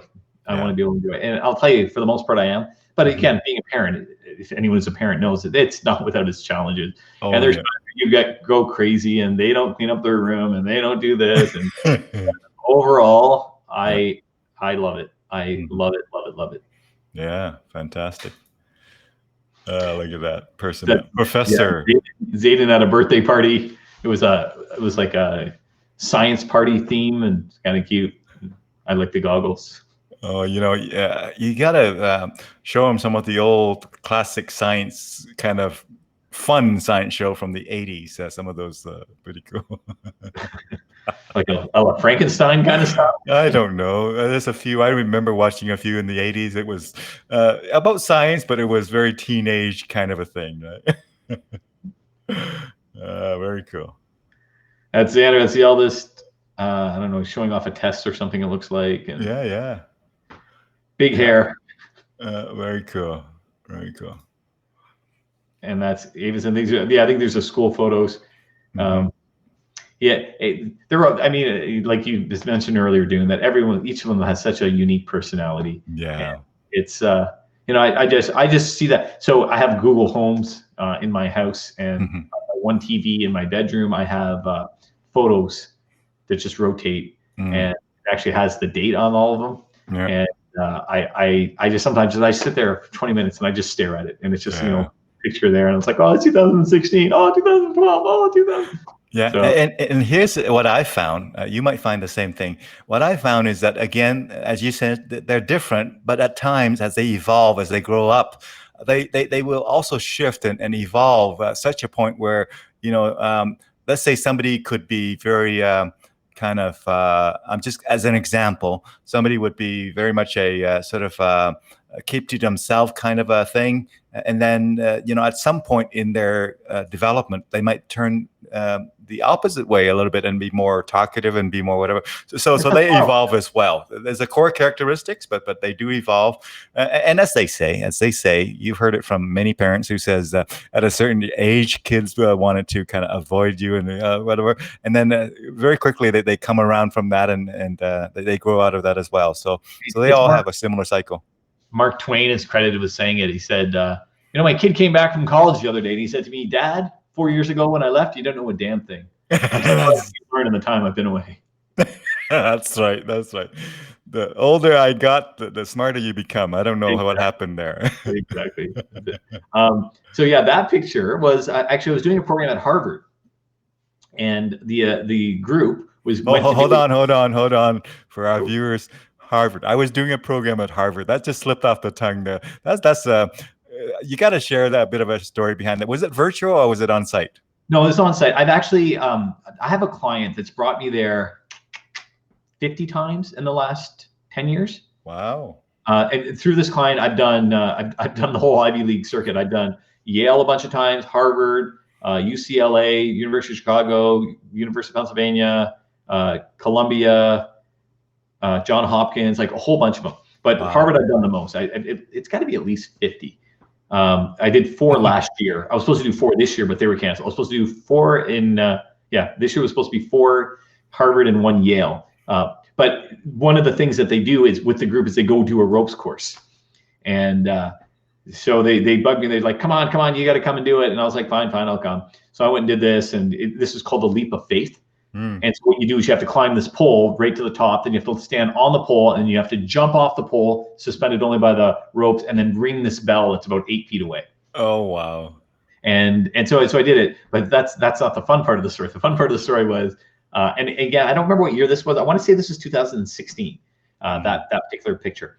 And so I came back and I'm back in Canada and I'm showering and I noticed there's a scab on my leg down below near my shin. And I kind of look at it and I noticed that the scab is moving, and it wasn't a scab, but it was a tick. Oh, wow. I inadvertently smuggled a tick across the border. Wow. There you go. So your declaration on the, what is it, the form? You unknowingly lied. Exactly. Did that tick you off? No, stop looking at me. I love this photo. That's Xander. That's the eldest. And again, that would have been, well, he was born in 2007. So Now, tell me the truth. Do you have more really young photos of the oldest compared to really young photo of the youngest? Like when they, let's say a few months old. First one, we capture a lot of photos. Second and third one, maybe a bit less. yeah, this is my belief on parent. People talk about birth order. I think birth order has nothing to do with birth order. Hold on, let me back up a sec. I think birth order does play a part in the personality of the kid, but it has nothing to do with birth order. It has to do with the parents. So the parents have the first kid and they're like, oh, Tommy is walking. Oh, Tommy is reading. Oh, Tommy is puking, or whatever Tommy's doing, and it's all novel and new. And they hover over Tommy and they watch everything that Tommy does. So Tommy becomes an attention seeker, which is a very unique characteristic of a firstborn. They're like, look at me, look at me, look at me. They're constantly looking for approval because their parents gave it the entire time. Then usually the second one comes along and it's little Sally, and it's like, yeah, whatever, Sally. Yeah, but no, we've already seen Tommy walk. And so Sally is very independent. So we smother the first child, we ignore the second child. And by the time we get to the third child, that we find out the right continuum of the smother ignore matrix, or the smother ignore continuum. And usually they're the most well adjusted, which is why he's saying my three, first one jumps off a cliff and goes, oh, I should think about how to land while he's in the air. The second one doesn't jump. And the third one goes, I want to jump. Let me create a plant. Cool. Now here's a question. Which one is a better negotiator? That's what I want to know. Oh, the best negotiator. Well, the oldest one is a very good negotiator. The middle one is too. He's much more quiet and shy, so he doesn't push his point. Whereas the oldest one just keeps pushing until he gets what he wants. And the youngest one is probably the most fair negotiator. So the oldest one just wants what he wants, and he just wants it. The youngest one doesn't even try to get what he wants, and the middle one is, or the youngest one is like, yeah, I get it, and I'll be willing to do that. So yeah. Again, so different, right? Yeah. We only have two, so I do not have the experience of the third one and how that evolves. But we have two sons, and it's exponentially more fun. Yeah, well, see now, yeah. No, my wife was done it too, so we were done. That's I'm an avid ultimate Frisbee player. I played ultimate for many, many years. Oh, really? Up until about a year ago, where it was suggested I get knee surgery, which I haven't done. I'm trying to kind of rehab it on my own. So that's again, that picture, well, based on that's Xander, and he was born in 07, so that's probably 07, 08. Wow. That photo. Yeah. And over the years I used to play quite competitively. Mm-hmm. And I was playing like 4 days a week, and I was going to Toronto, sometimes driving 2 hours a day to get to games, and it was crazy. Uh-huh. And then I moved out to Oakville, a suburb here of Toronto, and started playing in Milton. And all my friends were like, you're going to hate it. It's going to be really crappy competition. And they were right. It was really bad competition. But my role changed. Instead of being a player, I became more of a coach. Mm-hmm. And in the last probably 10 years I've played, I've always been the oldest guy on the team, and I'm like the grandpa. So my goal is this, and it still is. My goal is to play decently competitively enough that I could play with my kids. So there you go. That's still the goal. It's just kind of keeping your energy up, keeping almost like putting that food in the microwave and put it in the hold or whatever that mode is. Exactly. the heating, yeah. It's Avison again. Just the thing about Avison is everywhere we go, everyone always knows him. Uh-huh. Like I go pick him up from school, all the teachers, all the students, the custodial staff, the lunch ladies, the delivery people, everyone knows who he is. It's just that's his personality. Mm. When I took him to this event, this was a gymnastics event. All my boys were actually competitive gymnasts, and I turned around. I actually wish I had the photo. I could, but I turned around, and he is literally laying across 4 female coaches at a table, and they're all like kind of cuddling him and stuff. And it's a great photo, and it's just who he is. I turn around 1 minute later, boom, he's found 4 female coaches that he's schmoozing it up with. It's like crowd surfing. That's totally what he was doing. So yeah, those are my monkeys. I love it. Oh, look at this one with the eyes looking up. That's cute. Yeah.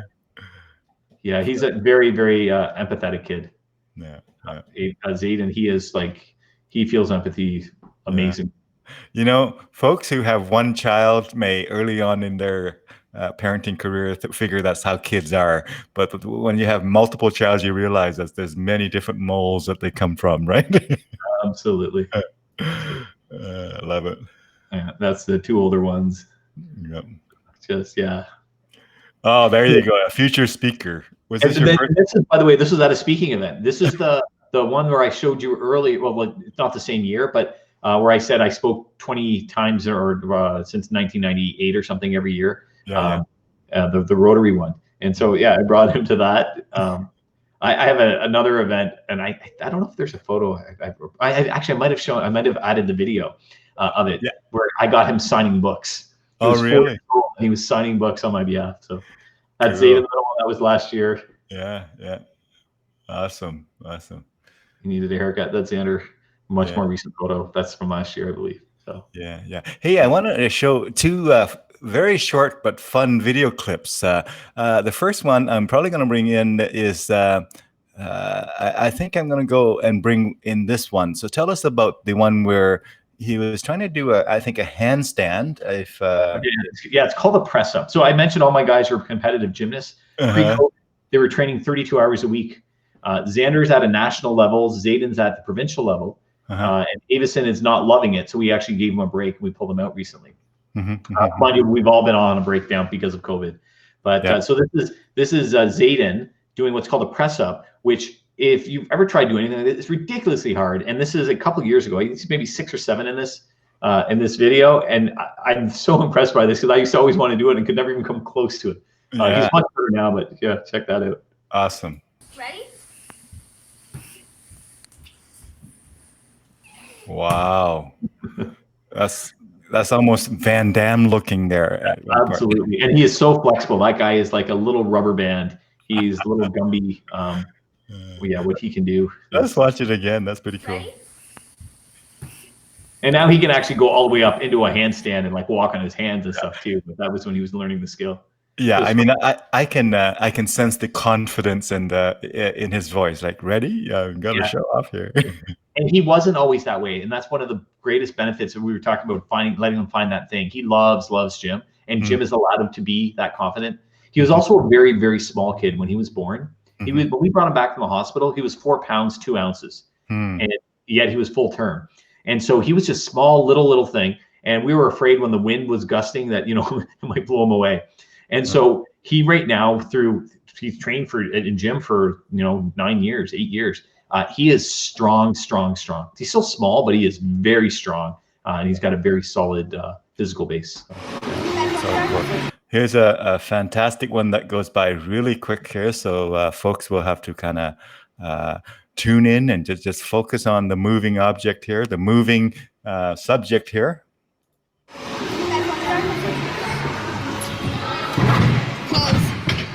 Wow. So again, that was Xander, and that was probably 3 or 4 years ago. He's much stronger now. And this is like I mentioned, and so the stuff he does now, it just will make you dizzy watching it. You're like, really? Like how? So just it warms my heart to watch them do that because I know how much they love it. Right. That's fantastic. So yeah, it's a wonderful journey when we see our children grow up and conquer and develop and whatever have you. I joke with my kids. I'm getting to an age where I start to talk about how daddy's going to be an old man. Well, kind of already is. All relative. It's all relative. So wonderful. Thank you for sharing that part of your life as well with us, my friend. And Sanjay, if we want to kind of maybe focus on COVID times for a moment and say, how have you been spending your weeks and months? COVID has been challenging for all speakers, all trainers, and Hall of Famer or not, certainly impacted by COVID. Tell us a little bit about how you found COVID and how you've been responding. COVID, it's nothing, and my business has gone up. You know, I think like a lot of speakers, what happened was March hit and then it went cancel, cancel, cancel, postpone, cancel, cancel, cancel, postpone, postpone, postpone. And I think what happened was people, for the most part, froze. They went, oh, and I think the overwhelming sentiment was this too shall pass. Right. So people kind of froze. And then I realized about 6 weeks into it, people were like, huh, maybe it's a little more longer than it just freeze and it's going to be back to normal. Yeah. Stop holding your breath. Exactly. So yeah, my business took, you know, a huge hit, 90%, 95% drop. But then I found was kind of starting May, people kind of jumped into it a little more. They went for more of the emergent strategy than the plan strategy. And people were like, okay, we're doing it. And I started getting more inquiries for virtual stuff. And actually inquiries for live stuff too. I haven't actually had the chance. I was booked to do 2 live programs, but the week of them, they converted them both to virtual. What I found is it's almost been a big reset in terms of the speaking world. So in late September, and it's October 28th now, so it was a month ago, I did a program, a virtual program, and this is the first time this happened, but I got a spin-off from a virtual.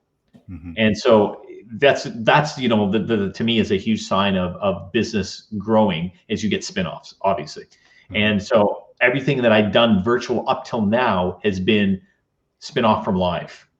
And now to start seeing spin-off from virtual is opening up a new avenue. Excuse me. So this is what I believe. I believe, and if we can quantify it, we used to do 100 units of live programs. Okay. When we get out of this COVID thing, we're not going back to 100 units of live programs.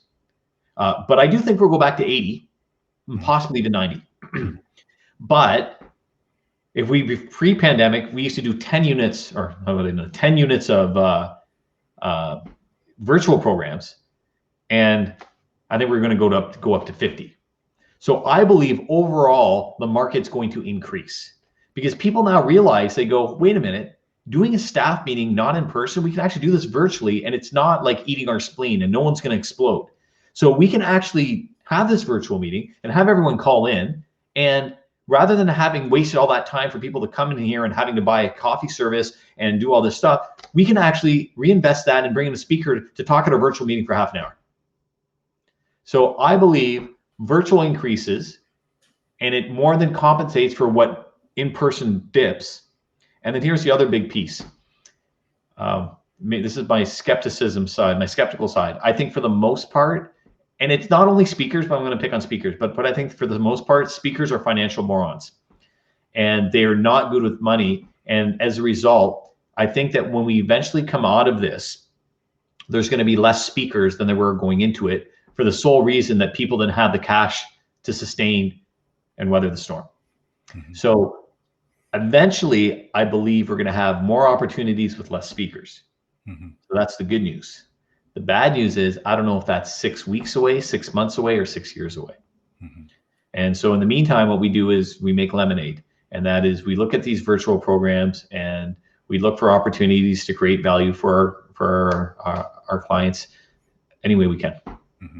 I do agree with your sentiment about what I refer to as we're actually enlarging the pie. That pie is getting larger and larger just by necessity, by technology, by comfort, by the realization that, you know, virtual, it can be very powerful and technology is catching up and continue to improve. So the pie is getting bigger, and the percentage of different things will kind of mix a little bit. I think the numbers that you're given is pretty reasonable. So I'm on board with that prediction, my friend. So just want to add to that, in my speaking days, especially on the youth side, I used to do some really crazy, stupid things that speakers should not do. But I'll give you an example. I had a day one time where I spoke in Windsor, Ontario, Ottawa, Ontario, and Halifax, Nova Scotia on the same day. Oh, wow.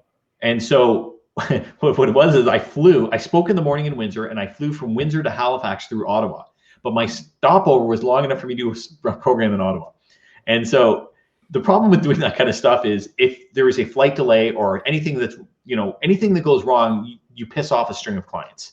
But in the youth market, you can get away with it a little more so than you can in the corporate. And so over the years, I've had some, again, really crazy scheduling things where I had one in the last couple of years where I think I spoke in Atlanta and in Yale on the same day. Where Yale's located, it's like an hour drive from JFK or wherever I was flying into. But again, really, really tight. But I did a new one. So tomorrow, this is the first time I've ever done this because of the virtual world. Tomorrow, I am actually giving 2 keynotes to live audiences at the same time. You are simulcasting. No, I'm not simulcasting. I'm kidding. I'm kidding. It's 2 different topics. So both of them are pre-recorded, but they want me to be live in the chat box. So I'm going to have 2 chat boxes going, and I'm going to be doing 2 live chat boxes for 2 different presentations. So the technology has changed. It allows for crazy things. I got you. So this is a good time for you to make sure you're on the right screen in the right window. I'm gonna have the laptop set up with one and then the desktop set up with another. So it's like, imagine you finish the whole thing and you realize you're in the wrong window. No, don't say that. La la la la. Not listening. La, la, la, la. Oh, sorry.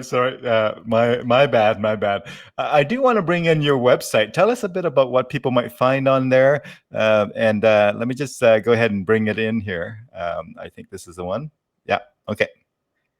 Okay. So my website. This is a philosophical / lazy approach.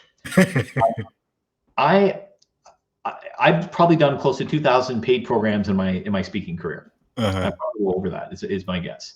And of those 2,000, I think I mentioned I have maybe 4 or 5 that have come from bureaus. And of those 2,000, I have 1 or 2 that have come from a Google search. My programs come from people who've seen me or people who've seen or know someone who's seen me. It's all word of mouth.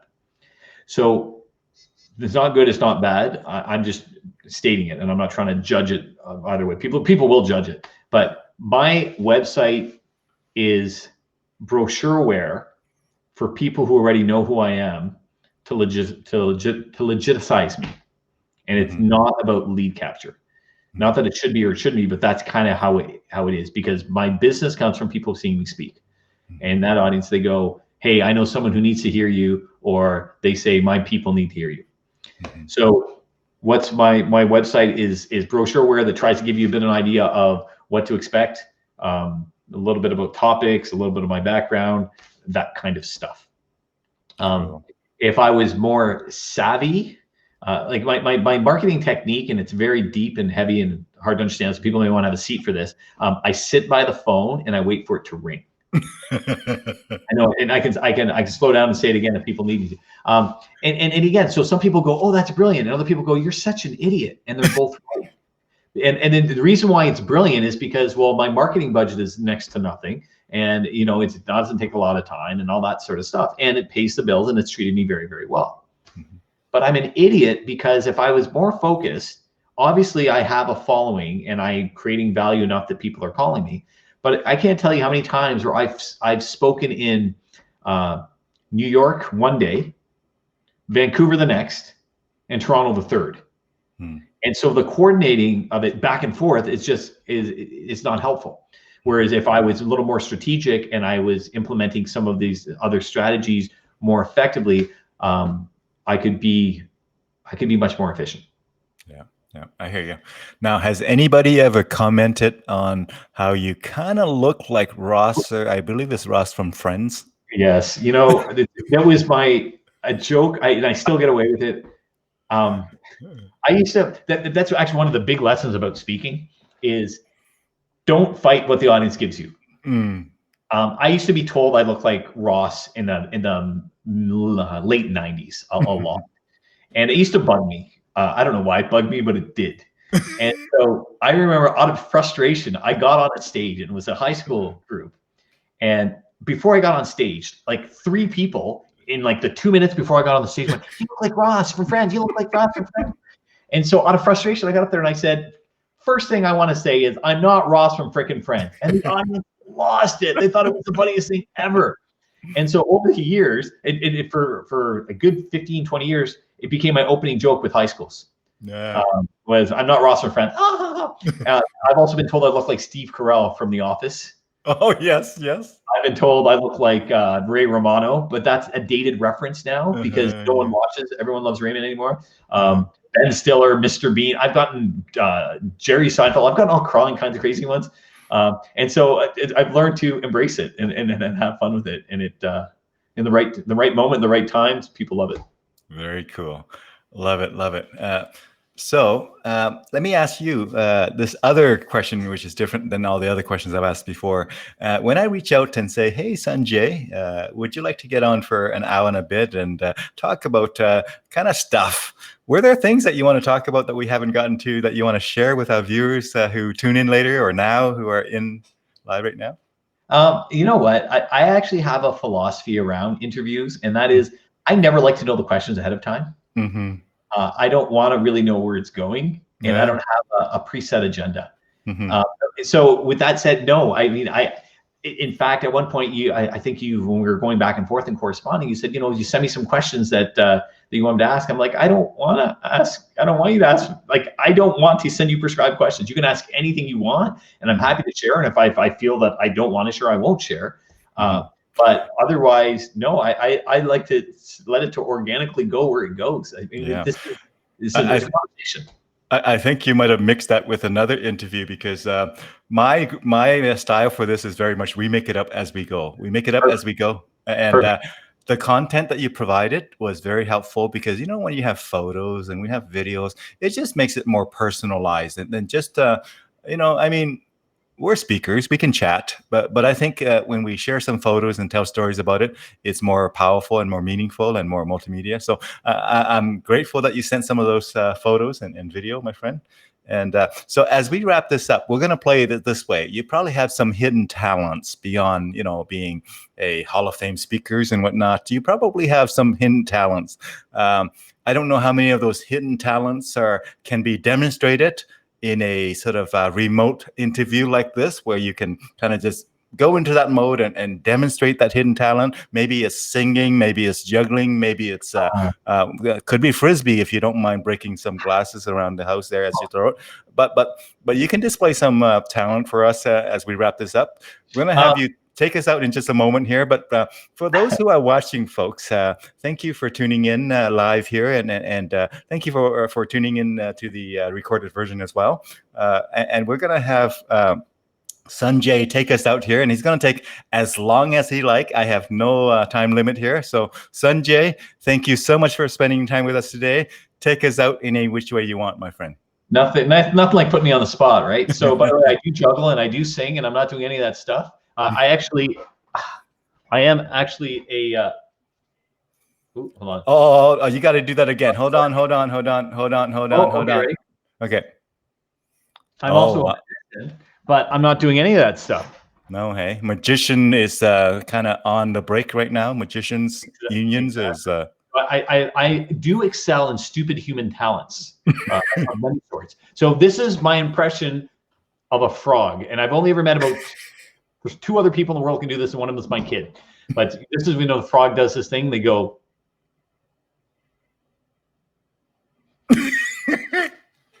So that's one. And the other thing too is I whenever I meet someone who does something silly, I want to learn how to do it. Like I can do this. I can do this, and most people can, it's a Star Trek thing, but I can go back and forth, and most people can't do that. And this is actually my bad hand because I can actually do them simultaneously. But I've yet to meet a human being that can do them opposite. There you go, folks. And the last thing I will share with you is something that I invented called guacking. There's a long story behind it, and I use it in one of my presentations for youth, but it involves me putting my hands together, hitting myself on the head, making a cool sound in an effort to get kids to entertain themselves. And they did, because they started hitting themselves in the head too. This is guacking, and it works like this. And I can guarantee you will never be taken out of an interview with guacking again. Wow. You know what? This is very special, so special that I'm going to actually issue a challenge to our viewers who are watching live now and who are watching later. post a video of yourself doing, I don't know what Sanjay talked about. Well, I call hidden talent. You call stupid human tricks.